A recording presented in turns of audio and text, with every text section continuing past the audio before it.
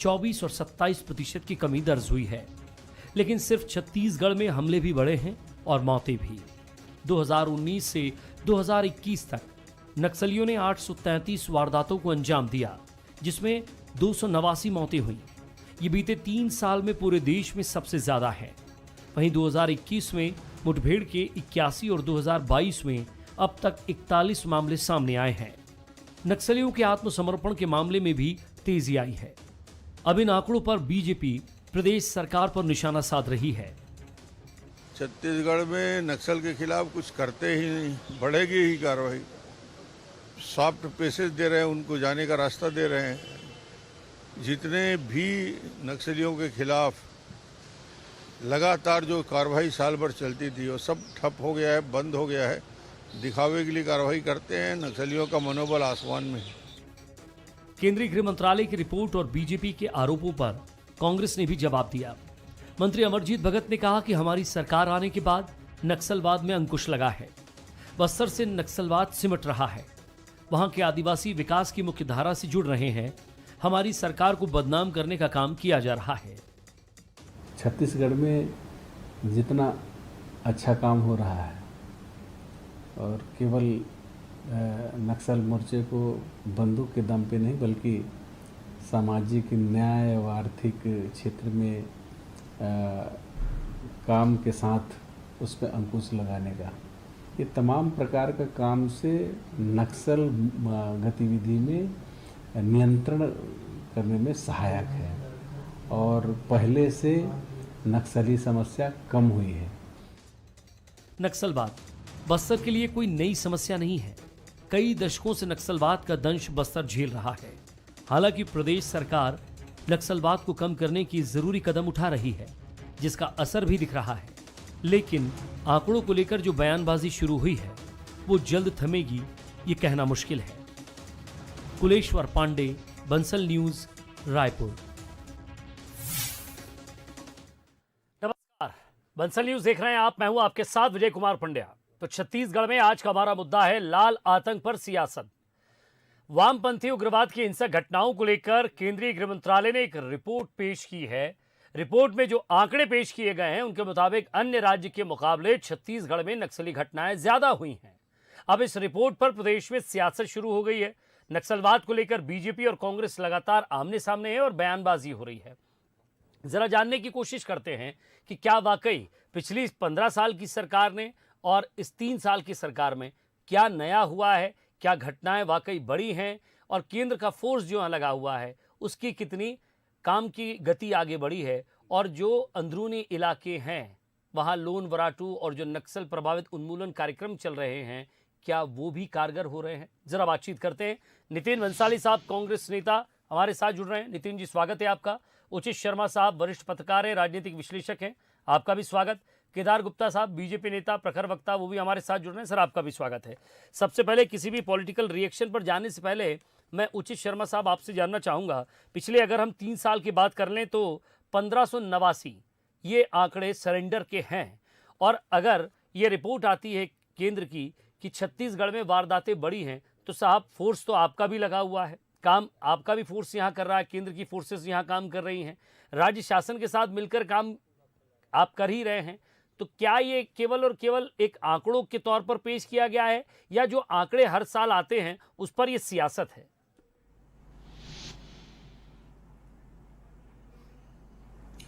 देखिए, एनसीआरबी के आंकड़े हर साल आते हैं विजय। ये जो बात है कि नो डाउट कि छत्तीसगढ़ माओवाद की कैपिटल रहा है। छत्तीसगढ़ का एक जो बेल्ट है, हालांकि माओवाद सब जगह है, झारखंड आप ले लीजिए, उड़ीसा ले लीजिए, तेलंगाना ले लीजिए, आंध्रा ले लीजिए, महाराष्ट्र ले लीजिए, माओवाद वहाँ फैला हुआ है। लेकिन जितनी घटनाएं पिछले 20, 22 और 28 साल से छत्तीसगढ़ में हो रही थी उससे वो बाकी जगह उसके मार्फत कम थी, ये बात सत्य है। लेकिन ये बात भी सत्य है कि जो एनसीआरबी के आंकड़े हैं उसमें कितनी सत्यता है, कहाँ गलत है, कहाँ सही है, उसकी सांख्यिकी क्या है, उसके अर्थशास्त्र उस पर क्या है, क्या डेटा है, ये बात अलग बात है।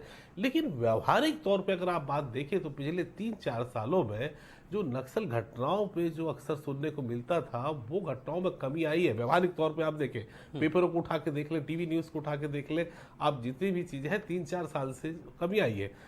लोगों ने मुख्य धारा में आ रहे हैं, ये बात सत्य है। लोगों में वहाँ पे आर्मी जो मुख्य उस छोड़ के, माओवाद छोड़ के लोग खुद सरेंडर कर रहे हैं, आत्मसमर्पण कर रहे हैं, मुख्य धारा से जुड़ रहे हैं, ये हम लोग ने आज तक खुद भी देखा है।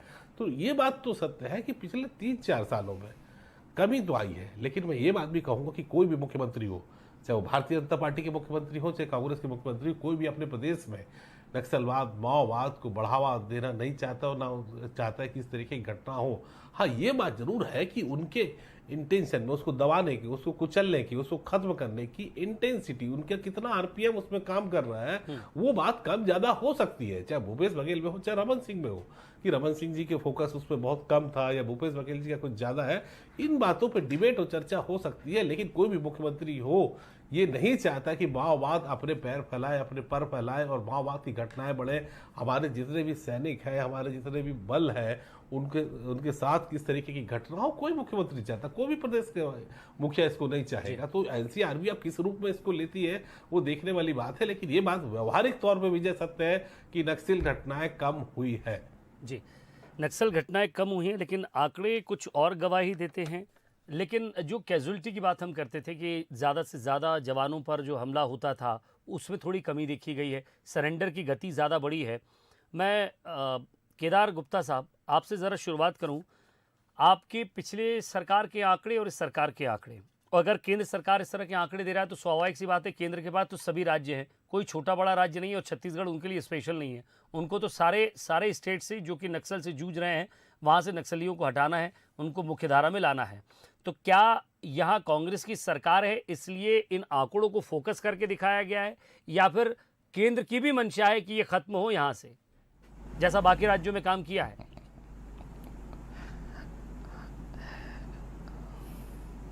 नहीं, देखिए, आपने जो कहा है कि फोकस करके दिखाया है, तो ऐसे कोई उसको इन्वर्टेड कॉमास में नहीं है वो सब रिपोर्ट्स के साथ, सब स्टेट्स के साथ छत्तीसगढ़ का नाम है, पर उसको कुछ लोग इन्वर्टेड कॉमास में पढ़ते हैं, वो राजनीति कारण होता है उसका। तो मैं समझता हूं कि एनसीआरबी की जो रिपोर्ट है, वो अगर हम हर रिपोर्ट को सही मानते हैं, उसके मापदंड को सही मानते हैं, तो इस रिपोर्ट पर भी चिंतन मनन करना चाहिए। आरोप प्रत्यारोप और राजनीतिक गली नहीं ढूंढना चाहिए। निश्चित रूप से नक्सलवाद कोई पार्टी नहीं चाहती कि यह ज्यादा बढ़े, और अगर कोई रिपोर्ट सामने आती है, कोई चिंता का विषय सामने आता है, तो उस पर सुझाव होना चाहिए कि ये चीजें कैसे दूर होनी चाहिए।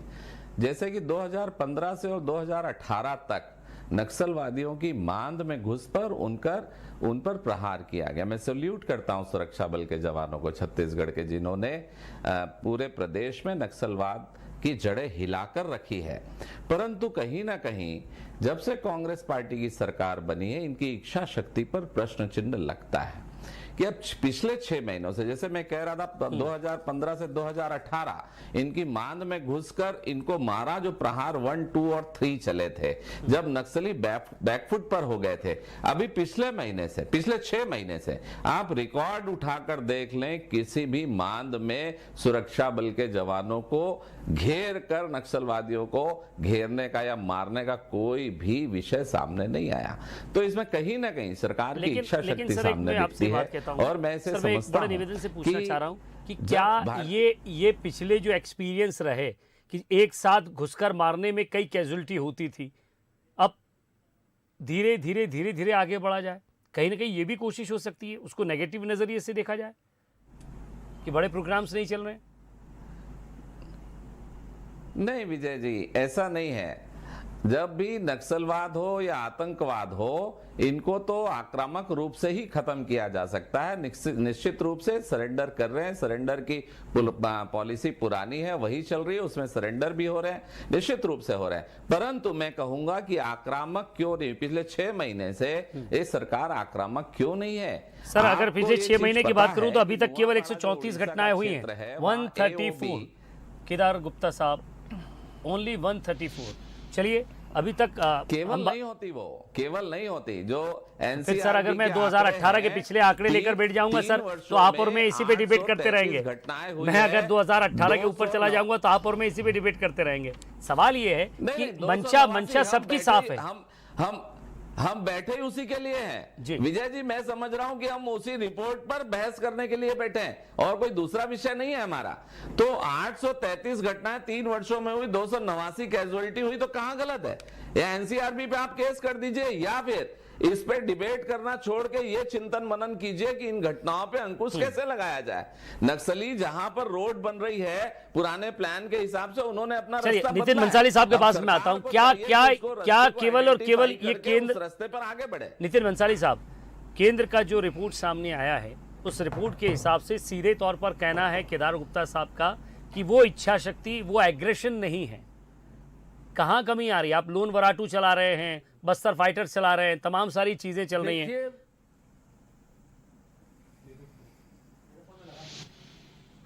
मैं सिरे से केंद्र की इस रिपोर्ट को खारिज करूंगा। मुझे नहीं पता किस आंकड़ों के आधार पर यह रिपोर्ट बनाई गई है। व्यवहारिक तौर पर यदि आप देखें पंड्या जी, आप छत्तीसगढ़ की पृष्ठभूमि को काफी अच्छी तरीके से जानते हैं और काफी समय से मैं आपके साथ इन विषयों पर डिबेट करता आया हूं। तो व्यवहारिक तौर पर आप जाकर देखिए, बस्तर में पहले जो है नक्सलियों की गोलियों की आवाज आती थी, आजकल स्कूल की घंटियों की आवाज आ रही है। 260 बंद पड़े स्कूल सरकार ने खोले।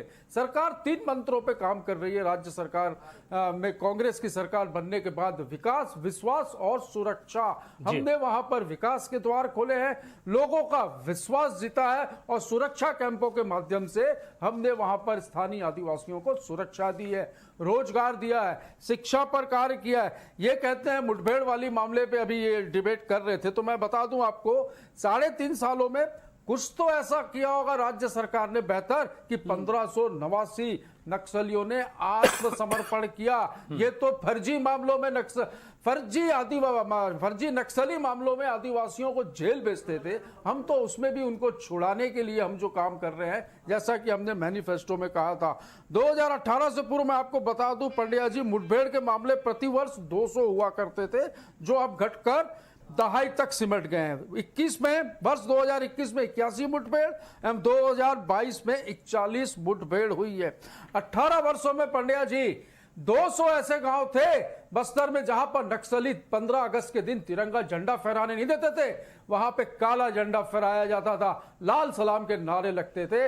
आज बस्तर में विकास जिस प्रकार हो रहा है, भूपेश बघेल जी की सरकार में जिस प्रकार तेजी से बस्तर विकास के पथ पर अग्रसर है, आज उन 200 गांवों में भी 15 अगस्त को तिरंगा झंडा फहराया जा रहा है। हमने कहा विकास, विश्वास और सुरक्षा, हम इन तीनों मंत्रों पर काम कर रहे हैं। और बस्तर जो कि पहले नक्सलवाद घटनाओं के नाम से जाना जाता था, आज सरकार की बेहतरीन पॉलिसीज की वजह से यह बस्तर इमली, महुआ और चिरौंजी की खुशबू के नाम से, कॉफी की खुशबू के नाम से पहचाना जा रहा है। निश्चित तौर पर नक्सलियों के पैर पीछे गए हैं, वारदातें कम हो रही हैं। ये बिल्कुल मैं आपको कह सकता हूं पंड्या जी जिम्मेदारी से, व्यवहारिक रूप से। ये कह रहे थे सड़कें नहीं है, उन स्थानों तक के हमने जो सुरक्षा कैंप लगाए थे जहां पर विकास नहीं पहुंच पा रहा था, जहां पर सड़कें नहीं बन पा रही थी, वहां पर सुरक्षा कैंपों के खुलने की वजह से लोगों ने भी सुरक्षित महसूस किया। और ये 260 स्कूल, इनमें से कई स्कूलों को नक्सलियों ने इनकी बिल्डिंगों को बम से उड़ा दिया। कहीं ना कहीं केंद्र का भी तो साथ मिला होगा ना। 2019 में 340 करोड़ रुपए दिए गए थे नक्सल प्रभावित एरिया में सड़क बनाने के लिए। भंसाली साहब, बस्तर में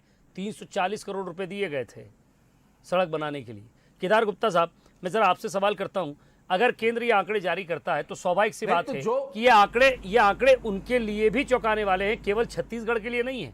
क्योंकि अगर केंद्र के लिए सारे स्टेट पैरेलल है, मैं वही कह रहा हूं, क्या कहीं ना कहीं केंद्र की भी इच्छा शक्ति में कमी आई? कितने सालों में दिया ये पैसा सड़क बनाने के लिए?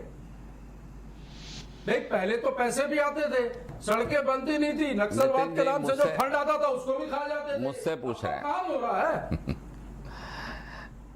देखिए, निश्चित रूप से केंद्र सरकार की इच्छा शक्ति इसी से दिखती है कि 340 करोड़ रुपए सड़क बनाने के लिए उन्होंने भेजा। उन्होंने सीआरपीएफ की कंपनी, इन्होंने जितनी मांगी उतनी दी।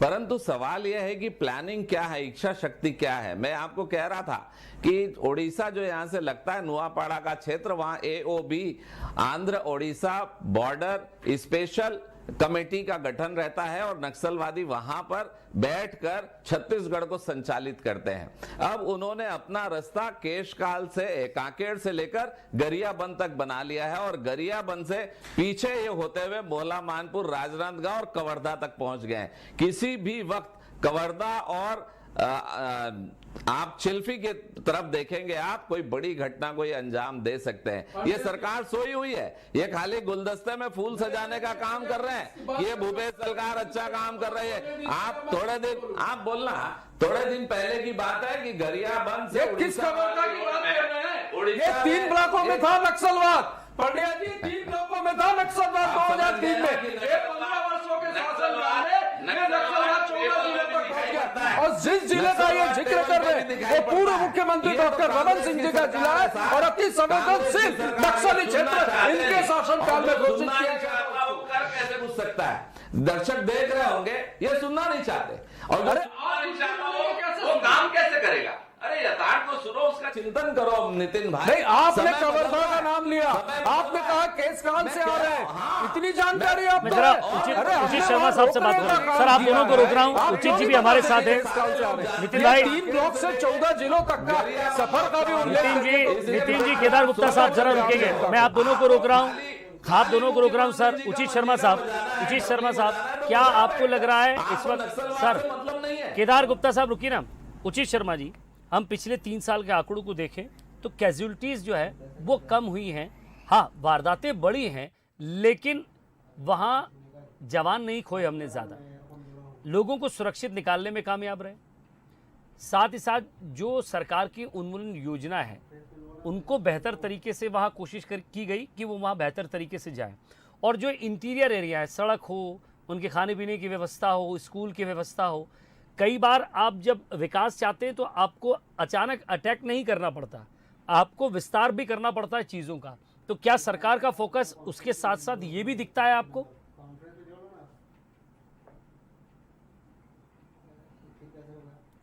चलिए, मुझे लगता है शायद उचित जी का फ़ोन कट गया है, बात नहीं हो पा रही उन पे। मैं केदार गुप्ता साहब, आप ही से ये सवाल ले लेता हूँ, आपने सुना होगा। मैं एक बार फिर से कहूँगा, उनको फ़ोन लगाए, उससे बातचीत हो पाए। हाँ, निश्चित रूप से। देखिए, मैं आपको बात पूरी क्रमानुसार बताना चाहता हूं, 1 मिनट दीजिएगा। जब डॉक्टर रमन की सरकार थी और 650 मोबाइल के टावर वहां लगाए गए थे बस्तर क्षेत्र में, पोटा कैबिन स्कूल थे, पूरा बस्तर का विकास किया गया और सुरक्षा के पूरे इंतजाम किए गए। प्रहार 1, 2 और 3 चला। नितिन जी के पास इस वक्त कुछ है, वो कुछ कहना चाह रहे हैं। कांग्रेस की सरकार जब से आई तब से ये 2-2.5 साल, आप अगर नितिन जी नहीं, ये टावर लगा है लेकिन नेटवर्क नहीं था। मैं आपको ये तो जब अभी कोविड के दौरान पंड्या जी, जब बच्चों को पूछा जा रहा था तो ऑनलाइन कैसे नहीं पढ़ पा रहे, तो उन्होंने बताया कि नेटवर्क नहीं है। ये बीजेपी के टावर खाली खंभे भाई, लगे थे, ये एक अलग विषय है। मैं दर्शकों को भी बता रहा हूं, नितिन जी 2 बार डिस्टर्ब किए हैं बीच में। अब मैं नितिन जी को आज बोलने नहीं दूंगा, चाहे ये कितनी भी बात कर लें। इन्हें बार बार आग्रह कर रहा हूं, बीच में ना बोले। नहीं, आप बोलेंगे क्यों खराब कर रहे हैं? तो जवाब तो देना पड़ेगा ना। और जवाब मैं यहाँ पार्टी का पक्ष रखने बैठा हूँ। अरे भाई, कांग्रेस की सरकार नहीं काम कर रही तो स्वीकार करना पड़ेगा। नक्सलवाद बढ़ रहा है, तो आप झूठ बोलेंगे, आपके झूठ को हम स्वीकार कर रहे हैं तो आप खुश होंगे। चलिए, मुझे लगता है कि उचित जी भी जुड़ गए हैं और ये इस समय उचित रहेगा कि मैं उनसे बात कर लूं। सर, नक्सलवाद बढ़ रहा है तो उसको कंट्रोल करने के बारे में सोचना। केदार गुप्ता साहब, रोक रहा हूँ आपको, आपके पास फैक्ट है, आंकड़े हैं, नितिन भाई भी कुछ कहना चाह रहे हैं, जरा मैं वरिष्ठ पत्रकार से भी पूछ लूं। ये लगातार जिस तरह की हम डिबेट की हम बात कर रहे हैं, अलग अलग आंकड़ों की बात कर रहे हैं, साल दर साल आंकड़ों की बात कर रहे हैं, मैं वही सवाल जो मैंने केदार गुप्ता साहब से पूछा था कि सरकार का अपना एक नॉलेज होता है, एक विज़न लेकर चलती है कि आपको नक्सल एरिया में सिर्फ गोली नहीं चलानी है, लोगों से भी जुड़ना है, वहाँ लोगों को जोड़ना भी है। जो फ्रंट में काम करते हैं नक्सली, उनको वापस घर भी लाना है। जिस तरह लोन वराटू प्रोग्राम चलाया, लोगों तक भोजन पानी शिक्षा स्वास्थ्य की सुविधा भी पहुंचाना है। आप सीधे उन एरिया में घुसकर गोली नहीं मार सकते, वहाँ आप, क्योंकि आपको तय करना पड़ेगा, क्योंकि कई बार आपने देखा है के आरोप लग जाते हैं। कम से कम सरकार फूंक फूंक कर कदम रख रही है, थोड़ा लेट सही, क्या आपको दिखता है कि हाँ हम उस कदम की तरफ है?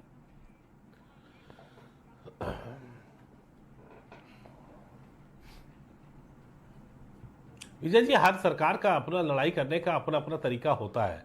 आप देखिए कि तो रमन सिंह का अपना तरीका हो सकता है, भूपेश बघेल जी का अपना तरीका है, हो सकता है कि देखिए, लेकिन जो बात सत्य है कि पिछले हम मध्य प्रदेश से भी देखते आ रहे हैं और अभी भी देखते आ रहे हैं, विकास तो हुआ है, नो डाउट, इसको नकारा नहीं जा सकता। और मैं ये नहीं कह सकता कि कोई भी सरकार ने विकास नहीं किया है, विकास वहां हुआ है, कम और ज्यादा की बात हो सकती है विजय, लेकिन ये बात तो सत्य है कि वहां पे स्कूलों की बच्चों की आवाज आने लगी है, वहां पे आत्मसमर्पण ज्यादा हुए हैं, विकास हुए हैं, रोड रास्ते बने हैं, और जो रोड जो प्रति किलोमीटर प्रति माह का जो दायरा था, जो एक ग्राफ था, वो भी आगे बढ़ा है। ये क्लियर दिखता है, इस पे बहस करने की चीजें नहीं है। अपने अपने तरीके दोनों ही सरकार ने आजमाया। भूपेश जी को जो तरीका सही लगा वो उसमें काम कर रहे हैं, रमन जी को जो तरीका सही लगा उसमें काम कर रहे हैं, लेकिन ये बात सत्य है कि लाल आतंक की कमी तो आई है विजय, और अपने अपने तरीके से काम कर रहे हैं, विकास हो रहा है, इंडस्ट्रियल ग्रोथ हो रहा है, वहां पे लोगों को रोजगार मिल रहा है, वहां पे वनोपज को लेके जो बातें हो रही है, वनोपज की जो लेके लोगों की आर्थिक स्थिति में जो थोड़ा सुधार हो रहा है, मुख्य धारा से जो जुड़ रहे हैं, इसको हमने करीब से देखा है, तो एकदम इसको नकार नहीं सकते। भूपेश बघेल की सरकार नक्सलवाद को बढ़ावा दे रही, इस बात को अगर कोई आरोप लगाता है तो मैं इस बात को एग्री नहीं करता। हमने वहां करीब से देखा है कि लोगों को आवक हुई है, इकोनॉमी बढ़ी है, आर्थिक स्रोत उनके बड़े हैं, लोगों को रोजगार बढ़ रहा है, इंडस्ट्रियल पार्क बन रहा है, तो ये बात सत्य है कि काम धीरे धीरे धीरे हो जरूर रहा है। जी, मेरे पास समय कम है, मैं 10-10 सेकंड आप दोनों को दूंगा, नितिन भाई आपको भी और केदार गुप्ता साहब आपको भी।